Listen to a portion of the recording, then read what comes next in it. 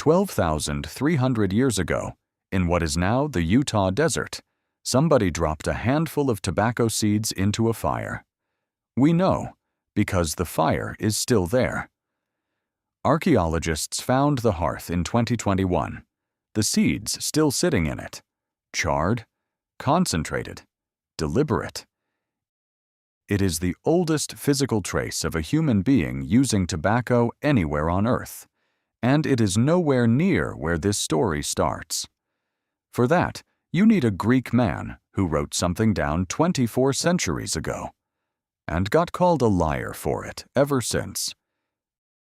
His name was Herodotus. Half the world calls him the father of history. The other half calls him the father of lies because he kept reporting things that sounded impossible. Gold-digging ants, men who slept 6 months of the year. So when he described a nomadic people on the Eurasian steppe called the Scythians, scholars quietly filed it under Herodotus, exaggerating again. He said they built small sealed tents.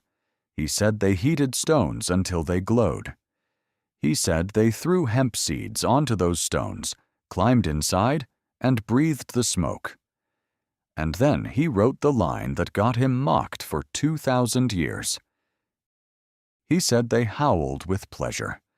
For most of recorded history, that was a joke, a strange paragraph in an old book. Then somebody opened a Scythian grave.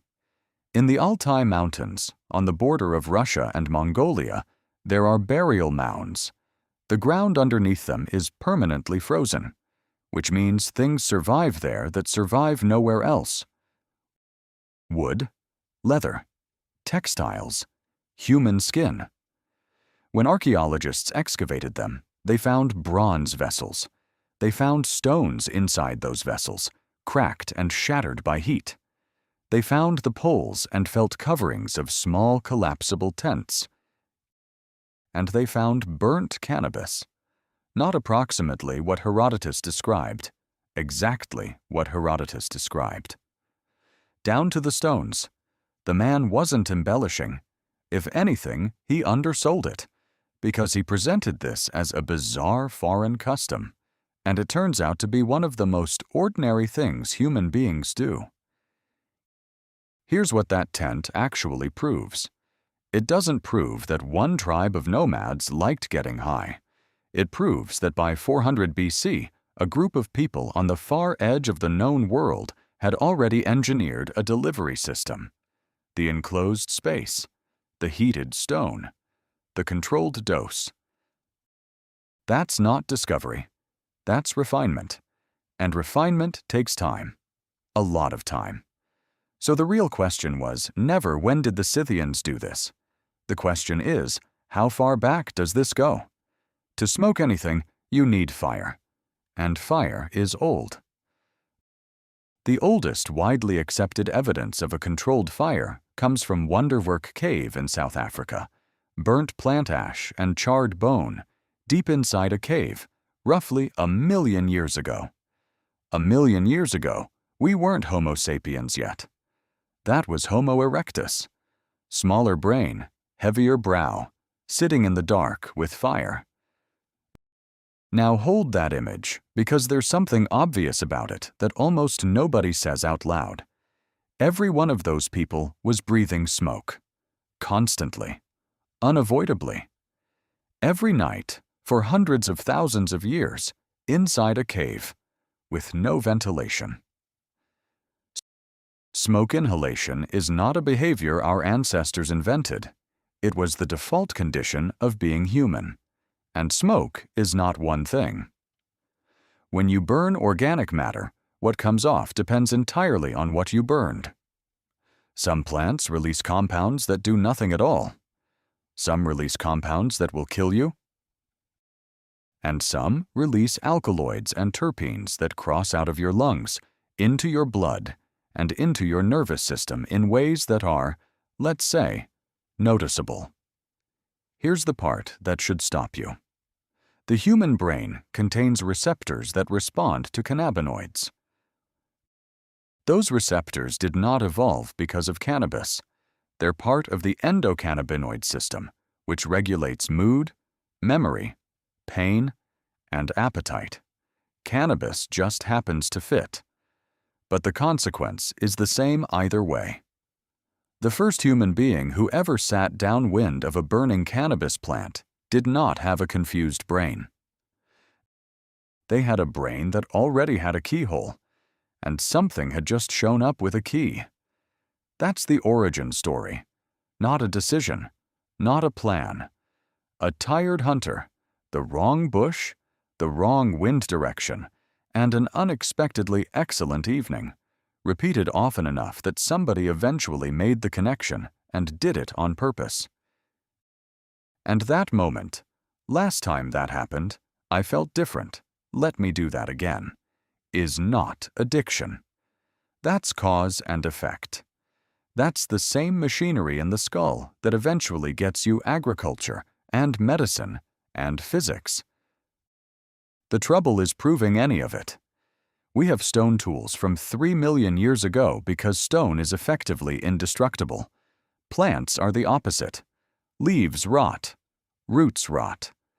A wooden pipe packed with dried herbs is gone within a couple of centuries.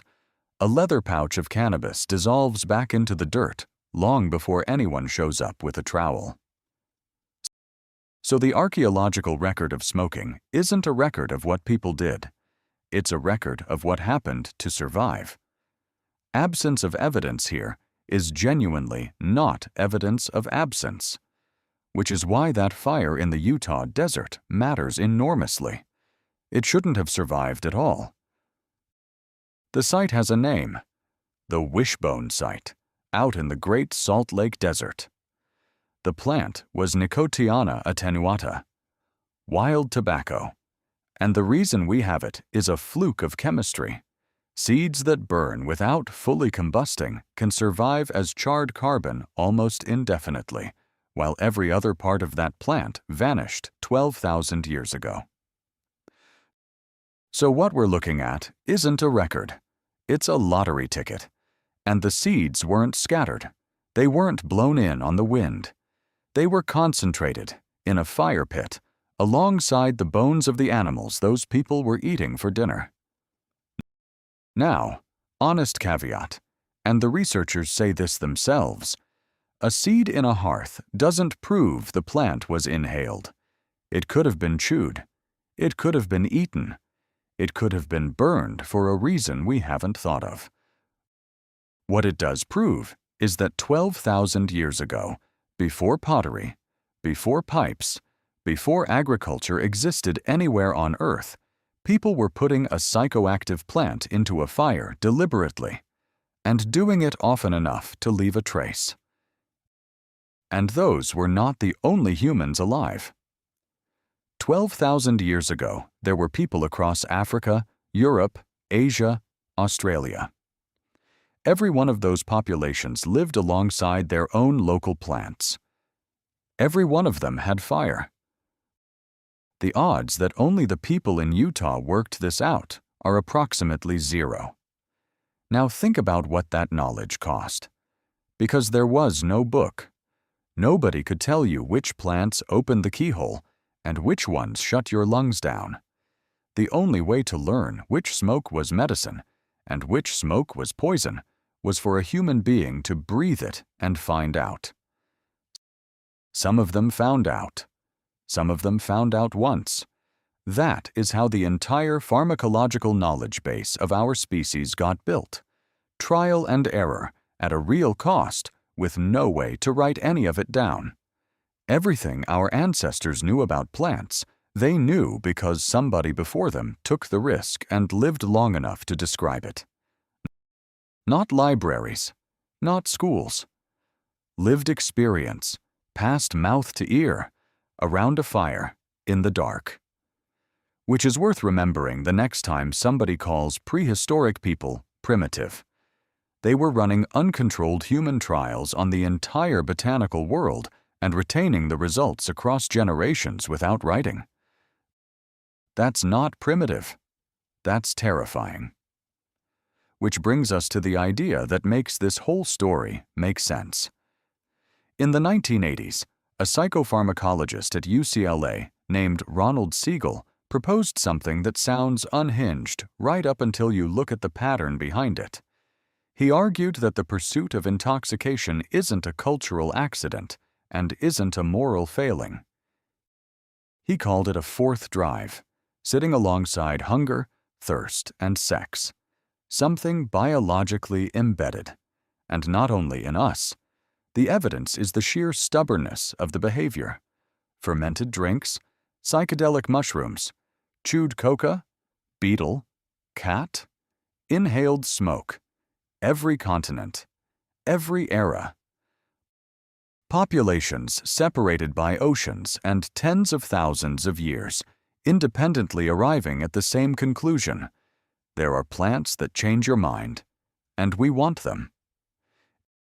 In Siberia, the red and white Amanita muscaria mushroom was used ritually, and there is long-standing ethnographic reporting that its active compounds pass through the human body intact, which led to exactly the kind of resource-efficient behavior you are now imagining. I'll let you sit with that one. But this was never only about pleasure. Two other things were happening. The first is medicine. The Ebers Papyrus, from Egypt around 1550 BC, describes inhaling the smoke of heated herbs to treat conditions of the throat and lungs. Ancient Indian medical texts describe dhumapana, literally smoke drinking, with specific plants prescribed for specific conditions. The Greeks used therapeutic fumigation. And the logic isn't stupid. Smoke reaches the lungs, and the lungs reach the blood far faster than the stomach does. We still use that exact pathway. We call it an inhaler. The delivery method survived. The burning part, thankfully, mostly didn't. The second is social.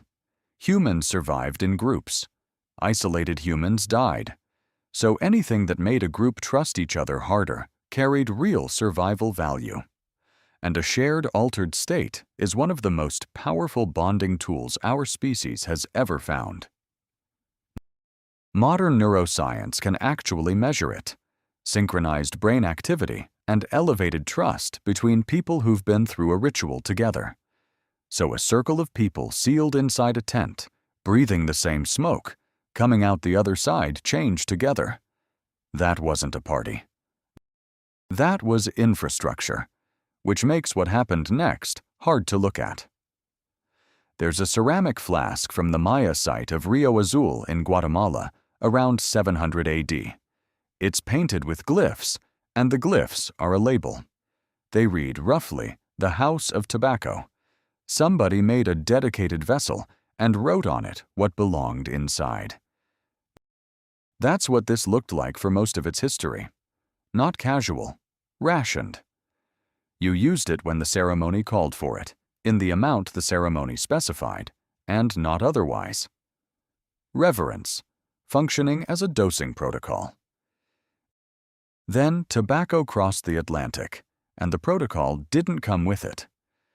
Within 4 centuries, an industry had stripped out the ritual, kept the compound, engineered it to hit faster and harder, and sold it by the carton to teenagers, while its own scientists documented the cancer internally. A Scythian in a tent and a cigarette executive in 1960 were working with the same basic phenomenon. Almost nothing else about them is the same. So, when did humans start smoking? The honest answer is that we don't know, and we probably never will, because the evidence we'd need rotted 10,000 years ago. What we can say is that the physical trail runs back at least 12,000 years, that the drive underneath it is older than agriculture, older than pottery, older than every civilization you were taught about in school, and that by the time anybody, anywhere, invented writing, they were already doing it. The plants changed. The rituals changed. The reasons changed. The behavior was already ancient. There aren't many things that connect you directly to a person standing in a cave 100,000 years ago. Fire is one. Smoke is one. And the third one you're doing right now, without thinking about it at all. You're breathing.